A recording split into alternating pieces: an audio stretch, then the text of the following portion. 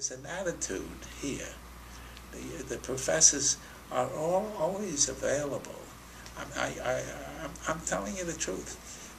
I can sit down with a professor, and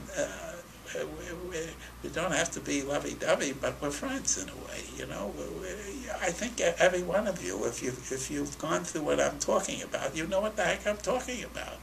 You know, and they try to help you, and not only that, I know from my own professor, Professor Weeks, he knows his stuff. Dr. Lorenson had the ideas. He would come into the lab, he would have the slugs. We would have fleshed out the experiments and the experimental design in the office, and then we'd go into the lab and we'd work side by side at the bench where he'd be giving me material and I'd be working with it.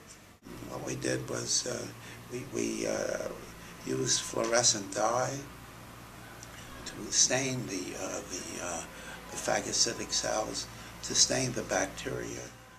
And not all the bacteria are picked up, but the staining of the slug, if it shoots out the cytoplasm, it usually has a purpose for it, and it pulls it in, and it gets, it's immunity. It's a primary phase of immunity. As a friend of the laboratory, Dr. Lorenson's always welcome once this research is done to come into the lab. He's probably one of the few in the world who have cultivated these slugs through their life cycle. We had eggs, we had babies.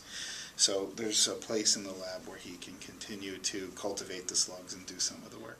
Les has done a tremendous job in really catching up with the modern molecular revolution in biology that started actually in the 70s with all these techniques. It's been a real challenge, but it's done a really good job and met that challenge. And I can say that in the courses, in the classes that he's taken with me, one of the tremendous contributions he's made is to discuss and answer questions and present information from his experiences that had historical relevance that many of the students, including myself, had kind of taken for granted, that we didn't really understand how we understood these things or how we knew these things. But Les was there at the time that these fundamental principles in biology were being established. And Les would go to the board and draw things out and explain things to the class, and really brought some of that material to life in a way that I had never understood it myself. It's been a pleasure to have Dr. Lorenson in classes and bring that perspective. And I'm certain it's been a challenge to him and a pleasure to him to see where things have gone.